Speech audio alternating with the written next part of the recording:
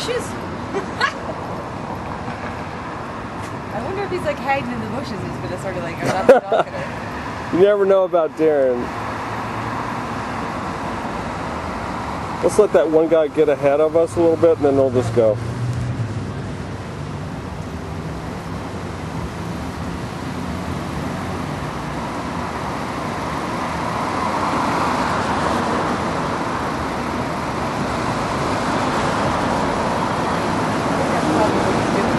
Okay.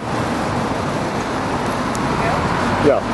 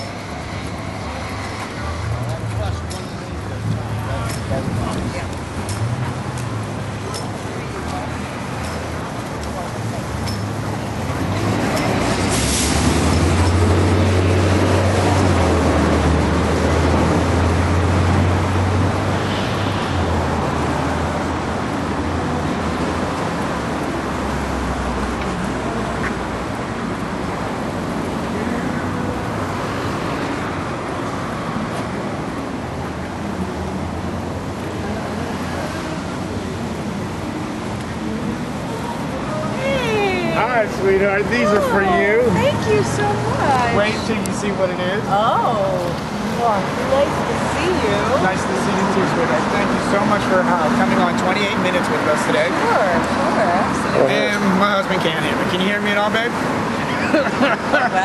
Well, All right. Are you on F1? I hope so. 1, 2. We're gonna go back Go to one.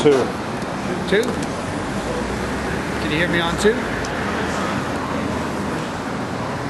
Can you hear me on 2? Or here we go. I'm going to 1. Okay, you're on. On 1 or 2? 2. 2 it is. Back to 2. All right. Thank you for being our guest today.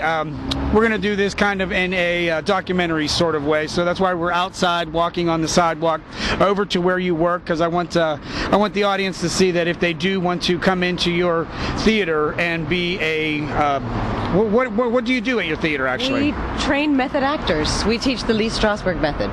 So that's what we do. We have part-time programs, conservatory programs, and we have 2 beautiful theaters here in West Hollywood, a 49-seat theater, the Lee, and we also have a 99-seat theater, the Marilyn Monroe Theater, where we have shows all the time. Is this in the same building? Yes, in the Lee Strasberg Theater and Film Institute at 7936 Santa Monica Boulevard. Marian, can we please, sweetheart, go and get real serious just for a little bit? Then I'm going to hang out and talk about with your mom and dad and some other family members, and then we'll talk about more about your work towards the end of the interview, if that's all right. Sure. But for today, on October 1st, 2013, what is your opinion on the shutdown of the government? Was that it? Is the shutdown? Yeah. I've had a very busy day, so it hasn't affected me on too many levels, but we do have a lot of students that are going for Social Security cards and that have government issues that they need to deal with, and it's kind of strange. And I have no intentions of going to visit the state capitol anytime soon or a national park. So as of right now, I think it's a ploy. I think it's unfair. What do you mean ploy? Well, I just think it's a way to keep Obamacare off the table. They're going to work. They're going to do what they have to do to make sure that we don't have Obamacare. You know way more than I do probably on political stuff. You were talking about some of your kids might have troubles with getting their Social Security number. What do you mean? Is this part of it? And I don't really know all about the Obamacare except for the main stuff they say on the news. Well, no, I mean it's the government is shut down right now. Certain aspects of it. We're lucky in that Social Security is not going to be affected. Veterans are not going to be expected. We have a lot of veterans that go to our school, and we also have a lot of international students. And when they complete their studies here, they're on what they call optional practical training, and they can get a Social Security card to work as an actor in Los Angeles. And a lot of them were going to go get that Social Security card this week, and they're going to have to wait till the government opens up again. I don't know what I feel about why this is happening. I have my gut instincts, but I'm not informed enough to actually engage anybody in a debate about it. But I am been in favor. I grew up in a country that had socialized medicine. I've never understood people not getting care because they don't have money. And so I guess I showed my hand on that one. Beautiful, thank you. You're just taking us to the right next question. What do you mean you grew up in a country where they didn't have so much bull crap about what's going on in or out of your life? Where'd you grow up, baby? I grew up in Ireland, and now the accent's going to come out because we're talking about Ireland. But I was an actress for many years, and I had to learn to lose the accent. And so, but when I started to talk about it, and she said, "Talk about it."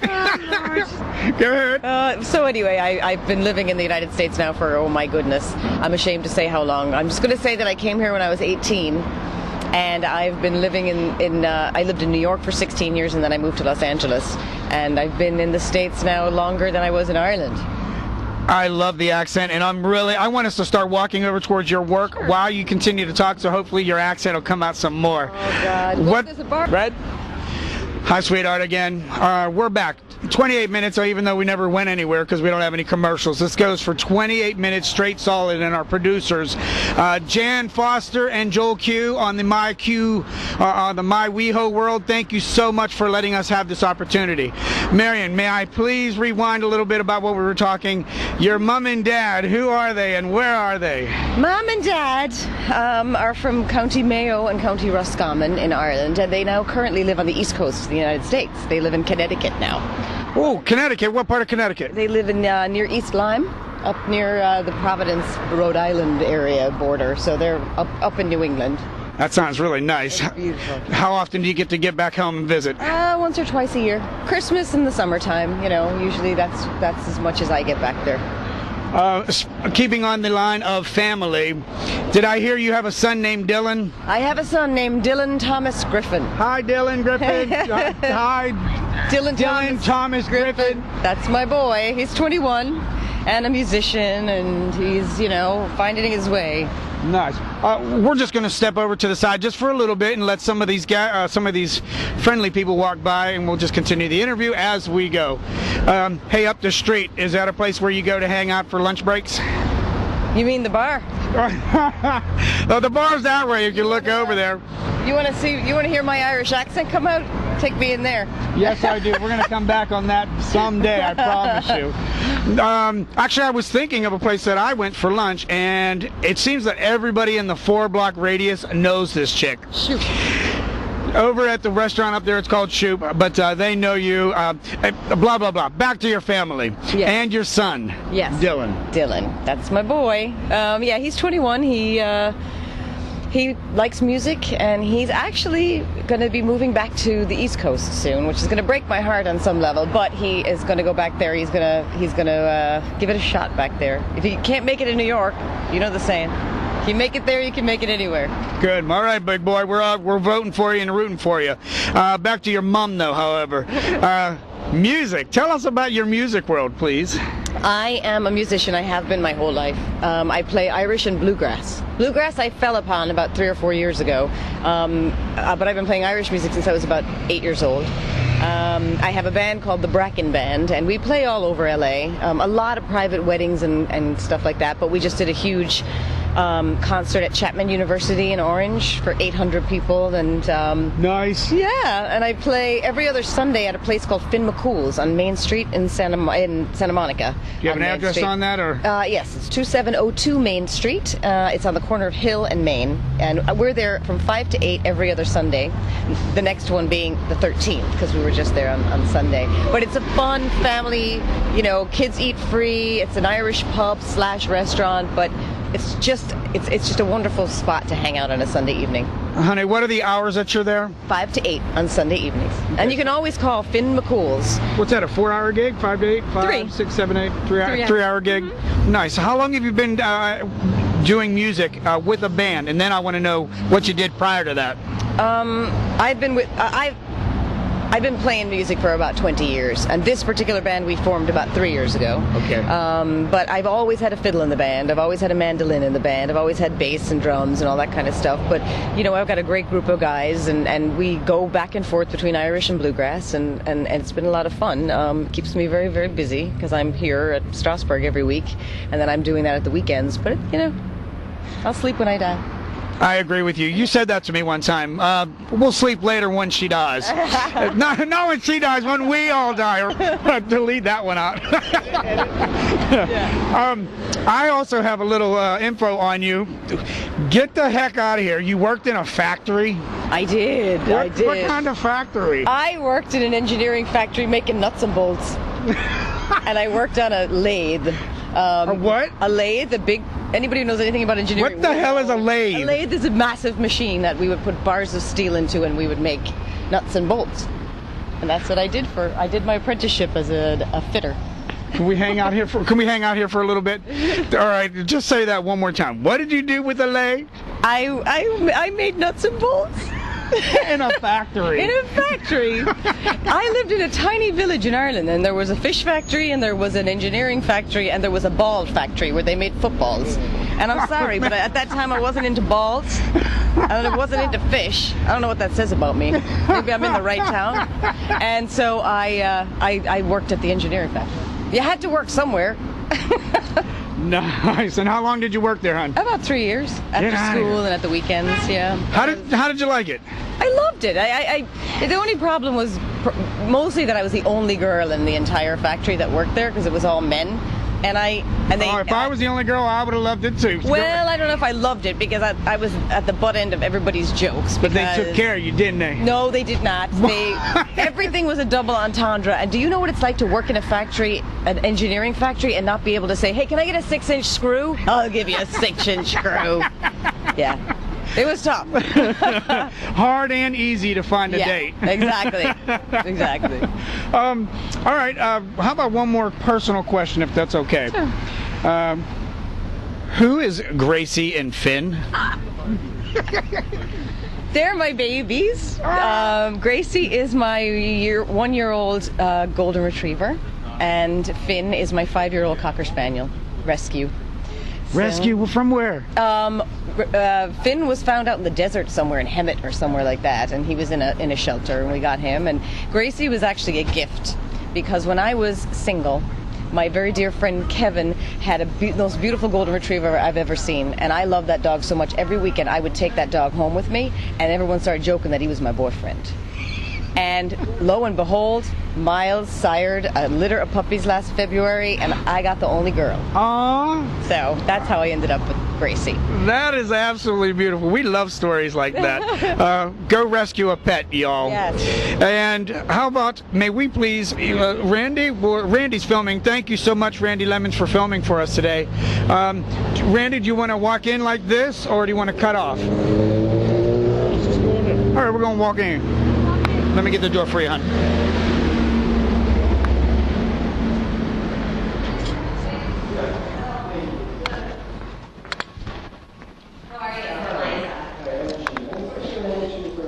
You can go ahead, baby.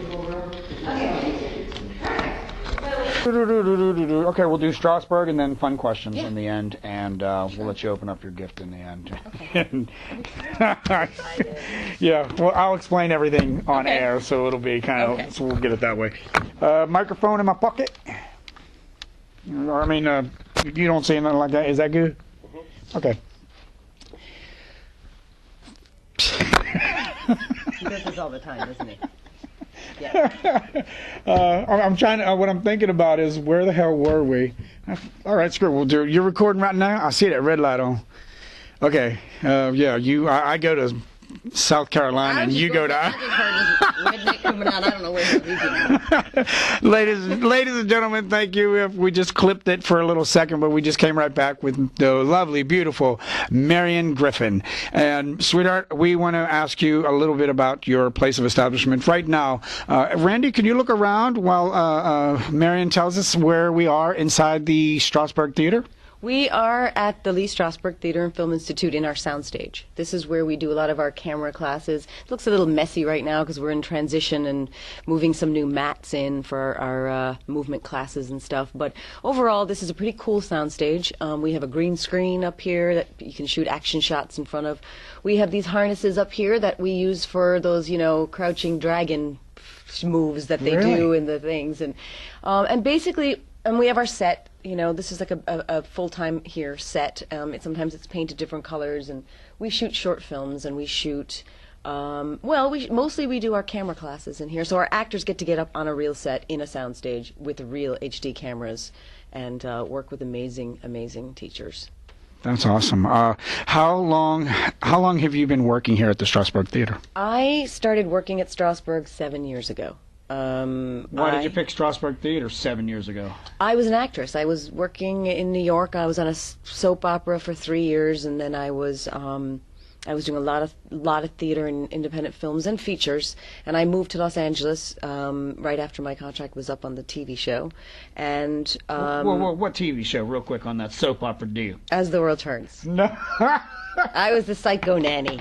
I was the psycho. Is there any chance that we get to find you out there? Oh, I have no idea. It was 2001, I think, or 2002. I have never really. Somebody's got old episodes. Someone's got a copy of it somewhere. All right, I guess. if I find it, I'm finding you. If I find it. Oh my God! Well, I was on that show for a while, and then I came out here, and I had heard about how difficult the business can be for women, that aren't 22. And I decided I didn't want to go down that route. I didn't want to start Botox and Restylane and all that stuff that they were telling me I was going to have to do when I got here, and lose weight, gain weight. It was difficult. And I said, you know what I'm going to do? I'm going to get a job. God help me, a job. A real job that I have a paycheck every week, and I'm going to give it 6 months and see if I miss acting, and if I miss the business, and if I miss doing it. And that job was at Strasberg. Get out of here. They were looking for an office assistant. Why'd you pick Strasberg? I didn't. It was an ad that was a school was looking for a receptionist, office assistant. I hadn't worked as anything but an actor and a singer for 15 years. All right, but after 30 days, why did you stay at Strasberg? The main reason was I didn't miss acting. Nice. But I loved being with actors. Oh, gotcha. Okay, I'm trying to answer you already. Nice. I got to work with actors. I got to watch them have the same big dreams, and I got to talk to them when they had their first day on a set and how excited they were to come back to school. And I got to see them do musical theater in the Marilyn Monroe Theater, and I just found a home here. It's a family-owned business, and we are all, as staff and faculty, part of that family. And they're our babies. The actors are our babies here. And so I just never wanted to leave from once I got here. I never wanted to go back to the business. So I'm one of the ones who get blessed every time that I do some work here over at the Strasberg Theater because I get to work with Marian.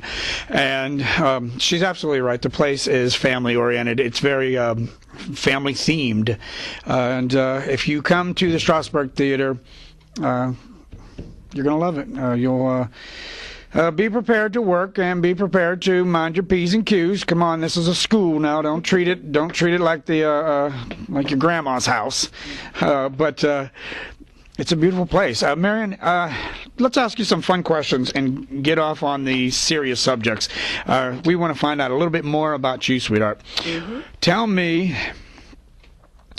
Tell us, what is your favorite color? Blue. Why blue?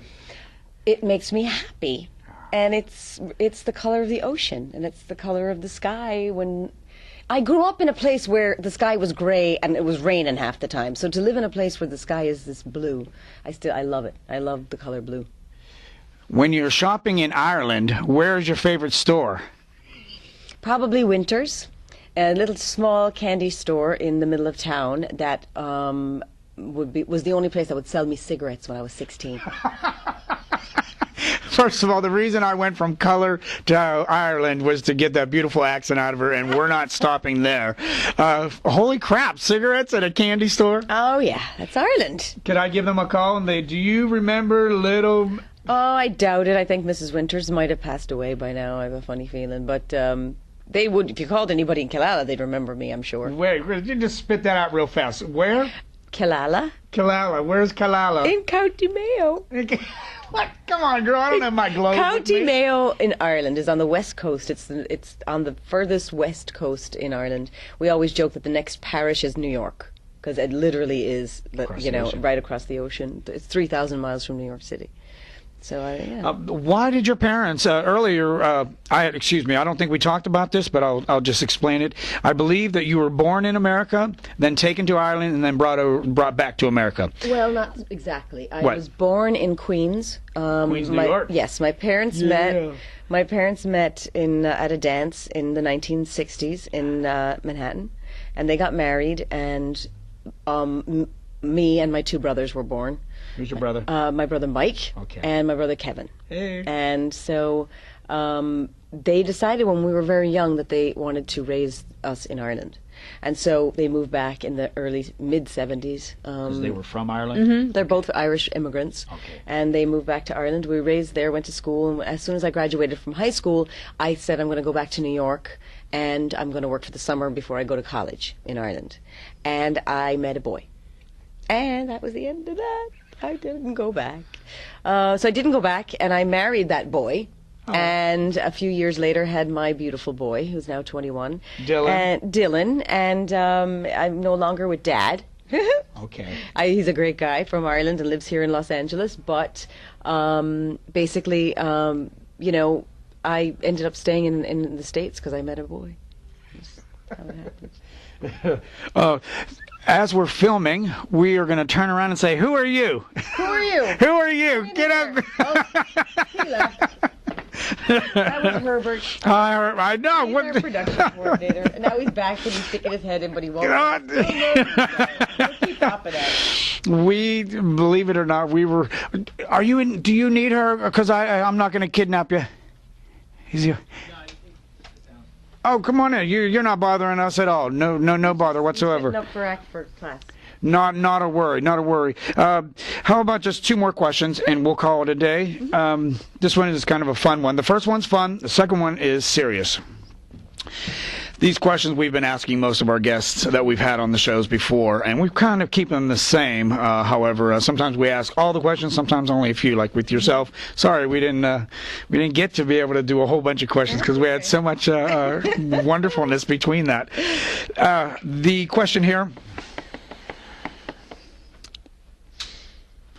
will humans be able to levitate anytime? If so, when? And maybe how?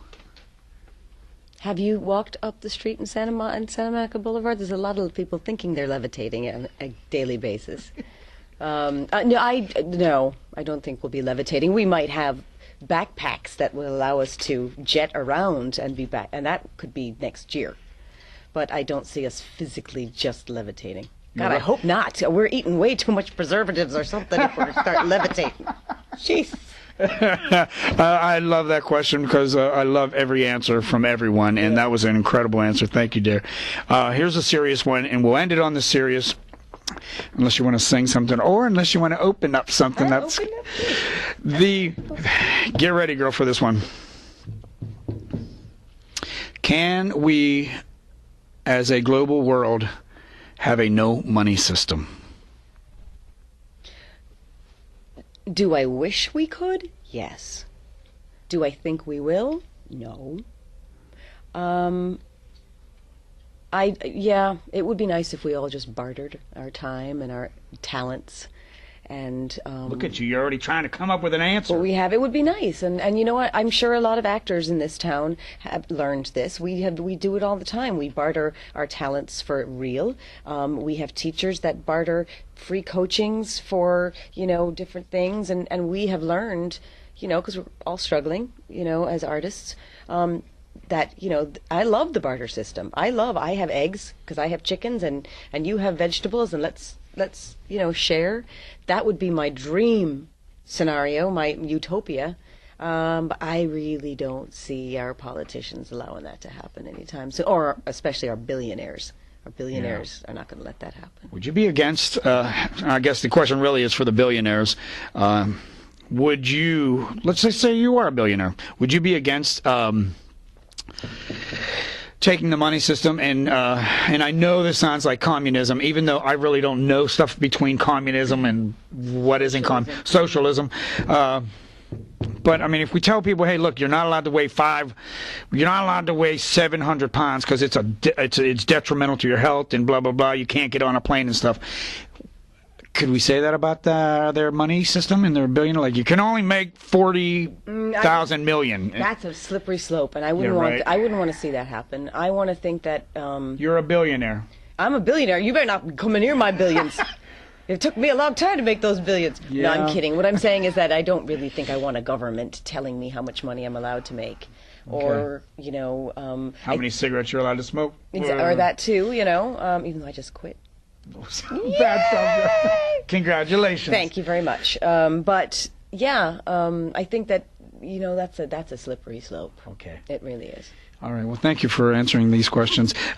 We picked you up a little gift, and I want you to know that the reason this gift came into mind was because the flower store was 7 blocks away. And my ass was getting tired. But I was at the candle shop down the street, and I saw this gift, and it just said holiday. This is very appropriate. Because you know why? Why?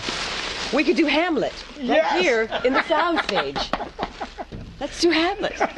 Let me hear some Hamlet. I don't have a bit of Hamlet in the world. Oh my God. Oh, I love her. Me neither. This is going on the porch.